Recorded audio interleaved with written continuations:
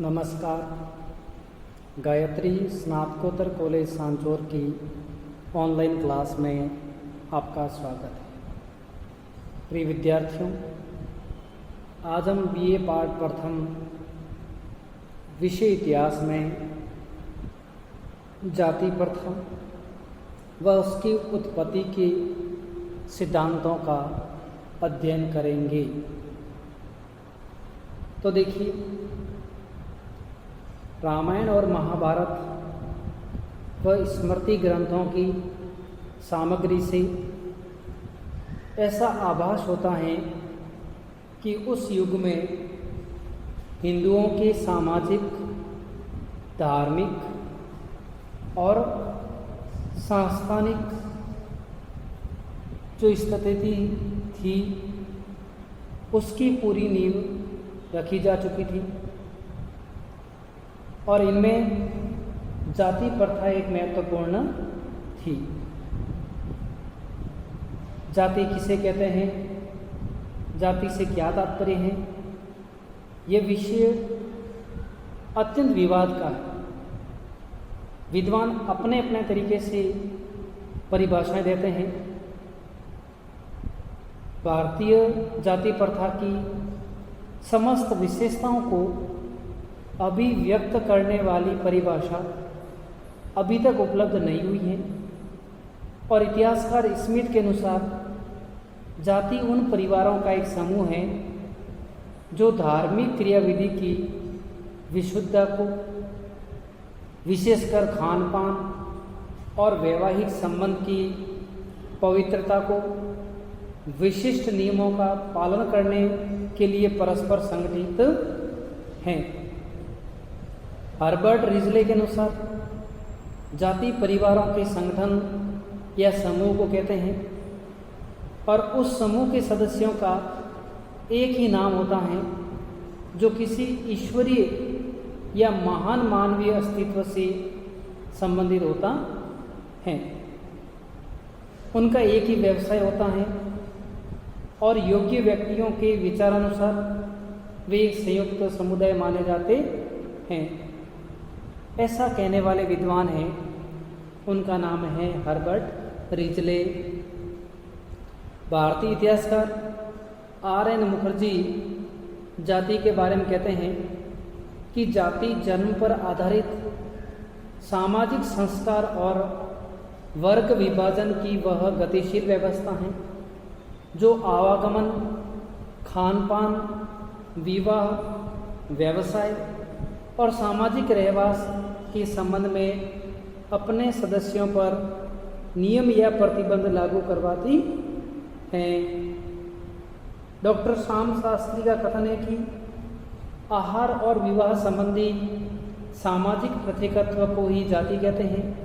तो इस तरह से जाति के बारे में इस तरह की कई अलग अलग परिभाषाएं मानी जाती हैं। अब हम बात करते हैं जाति प्रथा की उत्पत्ति के बारे में। तो देखो, जाति प्रथा की उत्पत्ति कब और कैसे हुई, इसका सही उत्तर देना अत्यंत दुष्कर है। इतना तो निश्चित है कि आर्यों के आगमन के बाद समाज में दो वर्ग बन गए थे, एक आर्य और दूसरा है वो अनार्य। फिर कर्म के एक आधार पर 4 वर्ण बनाए गए और वर्ण व्यवस्था की है वो उत्पत्ति हुई थी। अब वर्ण व्यवस्था की उत्पत्ति में जाति प्रथा के बारे में, तो जाति प्रथा के बारे में देखें तो नंबर 1 ईश्वरीय रचना का सिद्धांत। तो देखिए, कुछ विद्वानों ने जाति प्रथा की उत्पत्ति को ईश्वरीय तत्वों से जोड़ने का प्रयास किया और इसके लिए वे ऋग्वेद के पुरुष सूक्त का सहारा लेते हैं, जिसमें ब्राह्मणों की उत्पत्ति ब्रह्मा के मुख से, क्षत्रियों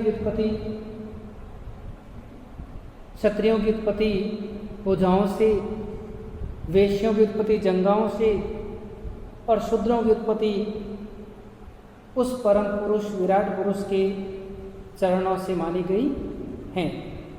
तो इस प्रकार वर्णों की उत्पत्ति में ईश्वरीय तत्व और देव आज्ञा देकर जनसाधारण को वर्ण व्यवस्था मानने व अपनाने के लिए जोड़ा था। वर्ण व्यवस्था के प्रति आस्था, विश्वास, श्रद्धा और भक्ति बनाए रखने का प्रयास किया गया था। वर्ण विभाजन को ईश्वरी माना गया था, अतः जाति व्यवस्था को भी देव निर्मित है वो समझा गया था, और यह जो विचार है वो ईश्वरी रचना का विचार है माना जाता है। दूसरा है धार्मिक सिद्धांत। तो देखिए, इस सिद्धांत के प्रतिपादकों में ओकार्ट और सेनार्ड के नाम उल्लेखनीय हैं। ओकार्ट का कहना है कि प्राचीन युग में राजा को ईश्वर का प्रतिनिधि समझा जाता था और उसे अनेक धार्मिक कृत्य भी करने पड़ते थे। अतः राजा ने विभिन्न कार्यों के लिए विभिन्न लोगों को नियुक्त किया था और उन्हें पद और प्रतिष्ठा भी प्रदान की थी। इन लोगों के बंधु बांधव एक समूह में संगठित होते थे। तो ये धार्मिक सिद्धांत कहता है, अतः राजा को विभिन्न कार्यों के लिए विभिन्न लोगों को नियुक्त करना पड़ता था और उन्हें पद और प्रतिष्ठा दोनों ही देनी पड़ती थी। तो इन लोगों के बंधु बांधव एक समूह में जो संगठित हो गए थे।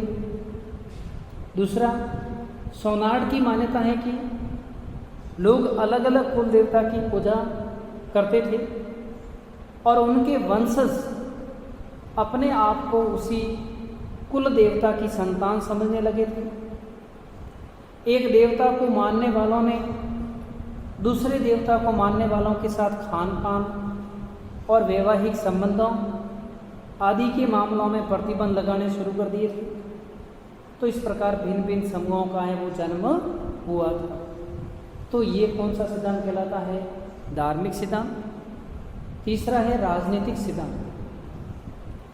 तो राजनीतिक सिद्धांत में देखें तो देखिए, जब आर्यों ने भारत पर आक्रमण कर यहाँ के निवासियों को पराजित कर दिया तथा उन्होंने पराजित लोगों पर अपनी राजनीतिक प्रभुता स्थापित कर दी तथा इन पराजित लोगों को दास अथवा दस्यु कहने लगे, तो इस प्रकार समाज में दो वर्ग आ गए थे, एक आर्य और दूसरे कौन से आगे थे? अनार्य। ये सिद्धांत है वो कौन सा कहलाता है?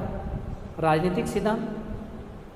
और इसमें समय की आवश्यकता अनुसार जब इन दोनों वर्गों का विभाजन अन्य समूहों में हुआ तो ये समूह है वो किसमें बन गए? जातियों में। किंतु कुछ विद्वान ये भी मानते हैं, जैसे अबेडू बायस की मान्यता है कि ब्राह्मणों ने अपने लाभ और अपनी प्रभुता को कायम रखने के लिए जाति प्रथा बनाई थी। यह उनकी एक चतुर राजनीतिक योजना थी।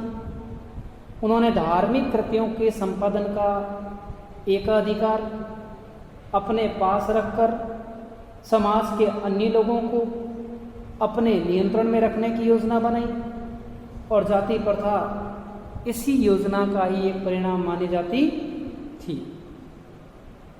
इसी तरह से रक्त की विशुद्धता का सिद्धांत। तो देखिए, भारत में प्रवेश करने वाले आर्यों की सभ्यता और संस्कृति के प्रारंभ में कोई भी सामाजिक या पेशेवर समुदाय नहीं थे। पहले आर्य सजातीय भावना वाले एक ही समुदाय में रहते थे। ऋग्वेदिक काल में समाज में केवल दो वर्ग ही थे, एक आर्य और दूसरा अनार्य। तो आर्य और अनार्य वाला ये जो सिद्धांत है इसे रक्त की विशुद्धता का सिद्धांत के नाम से जाना जाता है। आर्य विजेता थे और पराजित अनार्यों को अपने वर्ग में मिलाने को तैयार हैं वो नहीं थे। वे अपने रक्त की विशुद्धता को बनाए रखना चाहते थे और धीरे धीरे समाज में आर्यों के 4 वर्ण बन गए और प्रत्येक वर्ण में आवश्यकतानुसार फिर समूह बनाए गए थे और प्रत्येक समूह के लोगों ने अपने रक्त की विशुद्धता बनाए रखने के लिए उन लोगों से वैवाहिक और खान पान के संबंध स्थापित नहीं किए। जिनका रक्त और रंग है वो क्या था? भिन्न था। अर्थात आर्य और अनार्य में ये बता रहा है रक्त की विशुद्धता का सिद्धांत, तो उसमें खान पान, रहन सहन और जिसके रक्त का रंग अलग था तो वे एक दूसरे से जुड़ने से मना कर रहे थे, जुड़ नहीं रहे थे। तो ऐसे में अलग अलग जातियों का विकास हुआ था। तो कालांतर में प्रत्येक समूह ने जाति का रूप ग्रहण कर लिया और अपने आचार विचार, खान पान, रहन सहन और क्रिया विधियाँ आदि के नियम और निषेध हैं वो बना लिए थे। तो मतलब रक्त की विशुद्धता का सिद्धांत कहता है कि रक्त के आधार पर वो अलग अलग मान लिए गए थे। अगला 5वां सिद्धांत है आर्थिक सिद्धांत।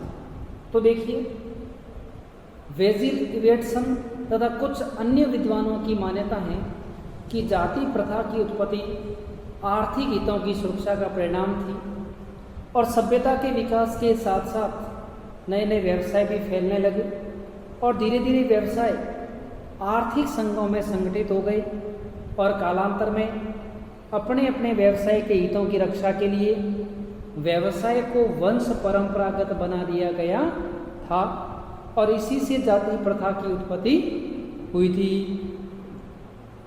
प्रोफेसर नेस्फील्ड का मत है कि जाति भिन्नताएं उद्योग धंधों की भिन्नता के कारण है।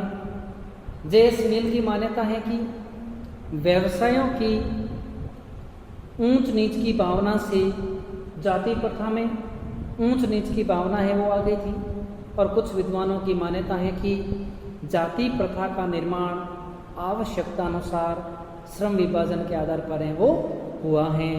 जैसे पुरोहित, लोहारी, सुनारी, बड़ेगिरी, बुनकरी। तो इस तरह से उनके अलग अलग सिद्धांत थे वो देखने को मिले थे।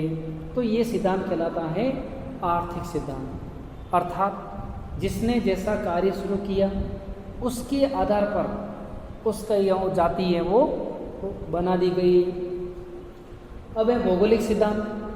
तो इस सिद्धांत के प्रतिपादक है विलबेट और विलबेट की मान्यता है कि विभिन्न स्थानों पर बस जाने के कारण एक स्थान पर बसे समूह के खान पान, रीति रिवाज और अन्य बातों में दूसरे स्थान पर बसे समूह से भिन्नता आने लग गई थी और इस भिन्नता ने जाति प्रथा को जन्म है वो दिया था। तो इस तरह से माना गया।